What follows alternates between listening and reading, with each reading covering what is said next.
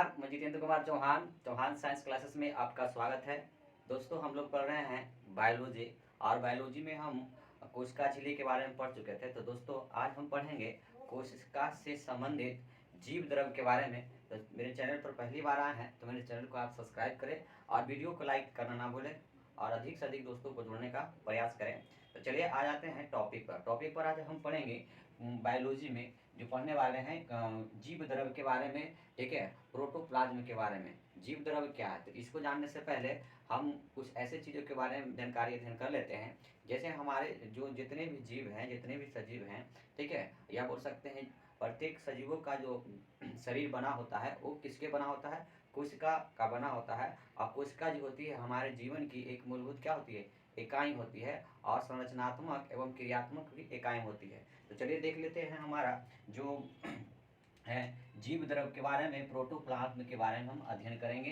तो देखिए जीव द्रव क्या होता है, प्लाज्मा झिल्ली के भीतर पाए जाने वाले द्रव को जीव द्रव कहा जाता है। ठीक है, कोई भी किसी भी प्रकार की कोशिका हो, कोई भी कोशिका हो, ठीक है, जिसमें ठीक है प्लाज्मा झिल्ली होती है, उस झिल्ली के भीतर पाए जाने वाले ठीक है द्रव को जीव द्रव कहा जाता है। तो देखिए जीव द्रव का हम यहाँ पर कुछ एक कोशिका लिए हैं, एक कोशिका का संरचना लिए हैं।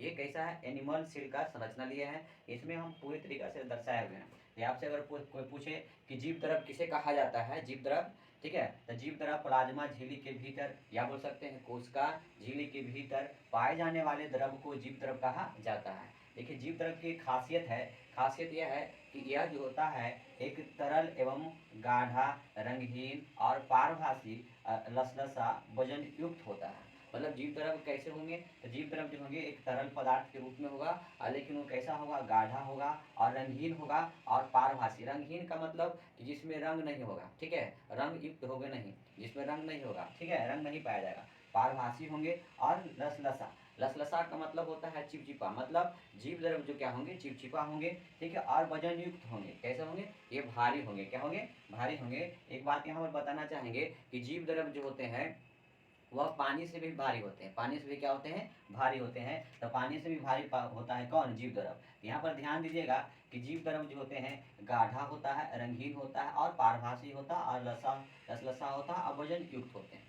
इसके बाद हम आगे कुछ जानकारी अध्ययन कर लेते हैं। जीव द्रव में 80% से अधिक भाग पानी में पाया जाता है। जीव द्रव में 80% से अधिक भाग क्या होता है, पानी का बना होता है। ये आपको याद रखना होगा कि 80% जो होते हैं जीव द्रव का जो भाग जो है पानी का बना होता है या पाया जाता है। शेष भाग में प्रोटीन होते हैं, कार्बोहाइड्रेट होते हैं एवं वसा भी पाया जाता है। मतलब जो 20% बच जाता है, ठीक है, 100 में से 80% क्या है, पानी पाया जा रहे हैं। लेकिन उसमें से जो हमारा शेष भाग जो बचते हैं वो प्रोटीन के रूप में रहते हैं, कार्बोहाइड्रेट के रूप में रहते हैं एवं वसा के रूप में पाए जाते हैं। ठीक है, अगला पॉइंट देखते हैं कि जीव द्रव के अंदर ही कोशिका के विभिन्न अंग पाया जाता है। जो जीव द्रव होते हैं वो उनके अंदर ही कोशिकाओं के विभिन्न अंग पाए जाते हैं। जैसे ठीक है माइटोकॉन्ड्रिया हो गया, ठीक है, लाइसोसोम हो गया, राइबोसोम हो गया, ठीक है, अंदर उसके अंदर भी अंतःस्रावी जालिका भी पाए जाते हैं। ठीक है, तारकाय भी होते हैं, गुणसूत्र भी होते हैं, डीएनए भी होते हैं, आरएनए भी होते हैं, जीन भी होता है। ठीक है, तो ये बोल रहा है कि जीव द्रव के अंदर ही कोशिका के विभिन्न अंग क्या होते हैं, पाए जाते हैं। ठीक है, बात किया जाए कि कोशिका के अंदर जो माइटोकॉन्ड्रिया जो होती है वो हमारे शरीर में, हमारे शरीर को ऊर्जा प्रदान करती है, या तो हम कह सकते हैं कोशिकाओं को जो ऊर्जा देने का कार्य जो करता है माइटोकॉन्ड्रिया, इसीलिए कोशिकाओं का ऊर्जा का घर कहा जाता है माइटोकॉन्ड्रिया को। ठीक है, यहाँ देखिए जीव द्रव के अंदर ही कोशिका के विभिन्न अंग पाया जाता है। ठीक है, जैसे हम बताया माइटोकॉन्ड्रिया हो गया, लाइसोसोम हो गया, राइबोसोम हो गया, ठीक है, ये सब चीज़ें पाई जाती हैं। इसके बाद में हम आगे बढ़ते हैं कि जीव द्रव में, ठीक है, कुछ जो तत्व होते हैं, प्रमुख तत्व जो अक्सर एग्जाम में पूछे जाते हैं वो इस प्रकार से पाए जाते हैं। तो हाँ, जीव द्रव में ऑक्सीजन जो होता है 76%, मतलब 76% होता है। ठीक है, यह ऑक्सीजन उसमें पाया जाता है। जीव द्रव में जो कार्बन की मात्रा होता है कि 10.5 मतलब 10.5% के रूप में यह कार्बन की मात्रा जीव द्रव में पाई जाती है। हाइड्रोजन की भी मात्रा इसमें पाई जाती है। ठीक है, ये हाइड्रोजन की मात्रा मुख्य रूप से पाई जाती है 10%। इसमें नाइट्रोजन भी पाया जाता है 2.5% के रूप में। तो आपसे पूछा जाए कि जीव द्रव में, ठीक है, ऑक्सीजन कितना पाया जाता है 76%, कार्बन की मात्रा कितनी होती है 10.5%, और हाइड्रोजन की मात्रा कितनी होती है 10%, और नाइट्रोजन की मात्रा कितनी होती है 2.5%। लगभग इन चारों तत्वों को मिलाकर 99% भाग के रूप में जीव द्रव में क्या होते हैं, पाए जाते हैं।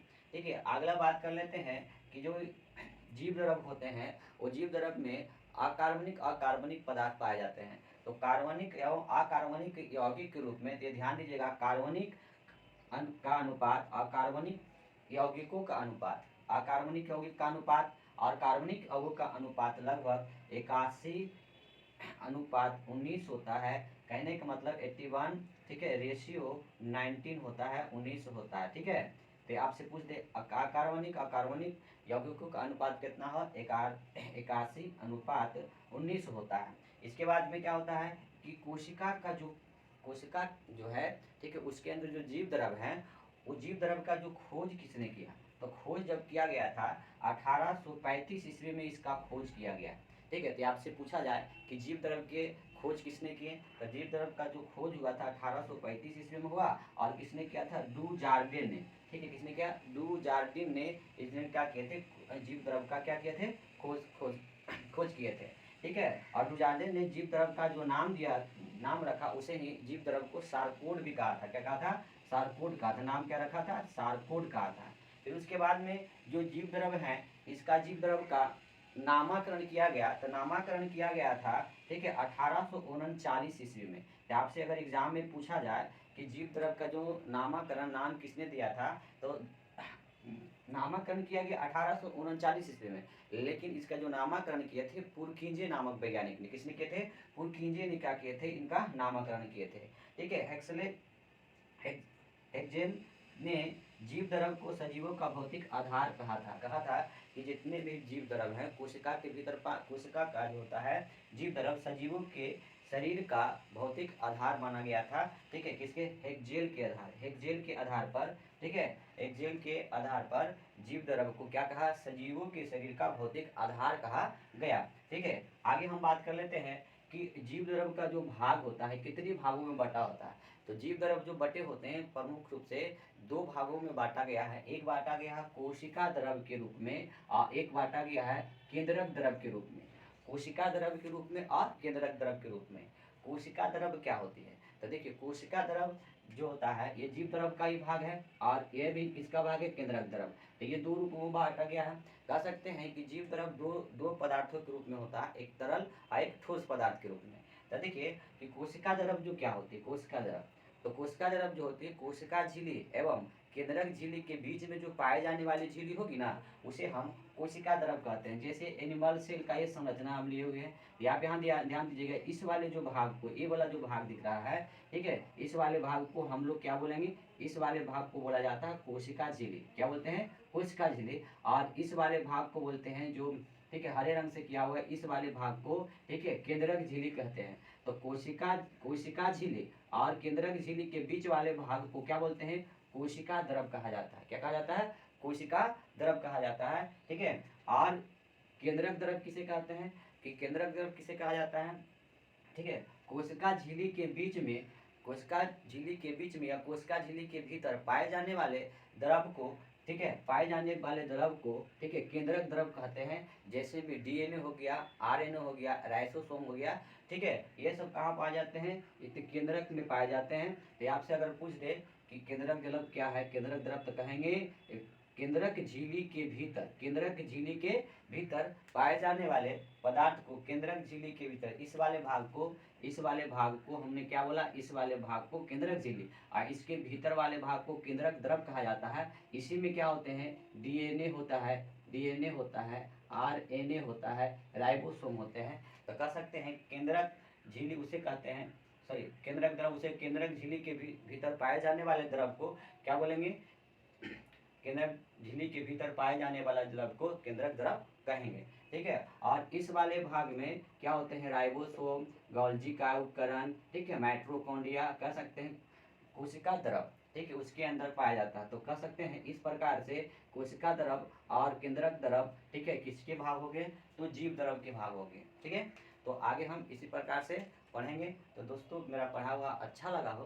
तो मेरी वीडियो को आप लाइक एवं शेयर जरूर करें और अधिक से अधिक दोस्तों को जोड़ने का प्रयास करें। फिर मिलेंगे ऐसे वीडियो के साथ। धन्यवाद।